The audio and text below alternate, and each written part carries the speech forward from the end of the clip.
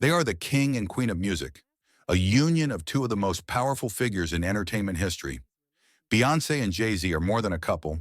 They are a global brand, a business empire, a symbol of Black excellence and artistic dominance. Their influence stretches from stadium tours to boardrooms, from Grammy stages to fashion runways. But lately, fans and critics alike have begun to notice something strange: a silence. Not a literal silence, but a noticeable change in their chemistry. Body language, lyrics, public appearances, all hinting at something deeper beneath the surface. Could there be trouble in paradise? Or is this simply the natural evolution of a couple who have spent more than 2 decades navigating fame, power, betrayal, and redemption? In this video, we dive deep into the cracks behind the billion-dollar brand. From hidden clues in their albums to their solo business moves, we're asking the big question: is this iconic duo slowly drifting apart, or are they playing a deeper, more strategic game than we ever imagined? The Beyoncé-Jay-Z saga begins in the early 2000s, when a rising R&B superstar and a New York hip-hop mogul crossed paths. At the time, Beyoncé was the golden girl of Destiny's Child, and Jay-Z was already a household name with multiple platinum albums. Their chemistry was immediate, but they kept their relationship hidden from the public eye for years. Their first collaboration, Oh 3 Bonnie and Clyde, sparked rumors. Then came Crazy in Love, an explosive track that not only topped the charts but solidified them as a musical force. From there, the pair became inseparable, on and off the stage. But what many people don't realize is how calculated their relationship has always been. Behind the romance was a business strategy. These two understood the power of image.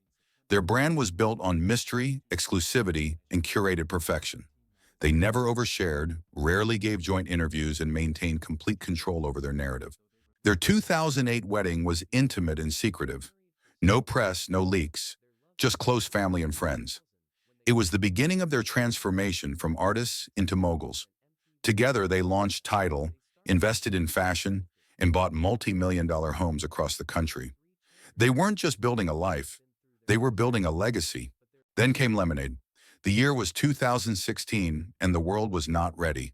In a bold, artistic, and deeply emotional move, Beyoncé dropped a visual album that pulled back the curtain on her private life. In a series of poetic, haunting visuals and soul-bearing lyrics, she walked us through rage, grief, forgiveness, and ultimately, empowerment. It was clear that someone had betrayed her, and it didn't take a detective to know who. Lyrics like, "He only want me when I'm not there. He better call Becky with the good hair," were sharp daggers, cutting through the public perception of perfection. For the first time, Beyoncé used her music not just as an art form, but as a confessional. She bared her pain, her strength, and her truth. The world exploded with theories. Who was Becky? What did Jay-Z do? Could their marriage survive this? Jay-Z, for his part, remained mostly silent. But the damage, at least publicly, was done. Lemonade wasn't just about infidelity. It was about the cracks in an empire. Fans rallied behind Beyoncé, praising her vulnerability. Feminists, survivors, and Black women around the world found power in her pain. Lemonade became a cultural reset. But while Beyoncé soared, Jay-Z's image took a hit. He was no longer the untouchable rap king. He was a flawed man who had risked everything. And now he had to make it right. Enter 444, Jay-Z's musical mea culpa. In 2017, Jay-Z released one of the most personal albums of his career. 444 was not just music, it was an open letter, a confession, a man stripped of ego, grappling with the consequences of his actions. He rapped about infidelity, fatherhood, therapy, and his own emotional immaturity. The title track, 444, was a direct response to Lemonade. Jay admitted his failures, his regrets, and his journey toward becoming a better man. Critics praised the vulnerability. Fans saw it as the necessary next step in the couple's healing process. But even in this act of vulnerability, some questioned the timing. Was this a genuine apology or a strategic PR move to salvage the brand? After all, what better way to control the narrative than through art? Soon after, Beyoncé and Jay-Z released Everything Is Love, a joint album that celebrated Black excellence and reaffirmed their partnership. It was polished, cohesive, and triumphant. The album felt like a victory lap, but to many fans it also felt too perfect. Was this true reconciliation? Or damage control on a billion-dollar brand? Then came Renaissance, and Beyoncé's solo dominance took full form. Unlike past eras, Renaissance had zero Jay-Z features, no shared visuals, and no couple narratives. This was Beyoncé's moment. Bold, queer, powerful, free. Her concerts became a celebration of individuality. Her brand became more exclusive, more refined, more hers. Meanwhile, Jay-Z faded into the background.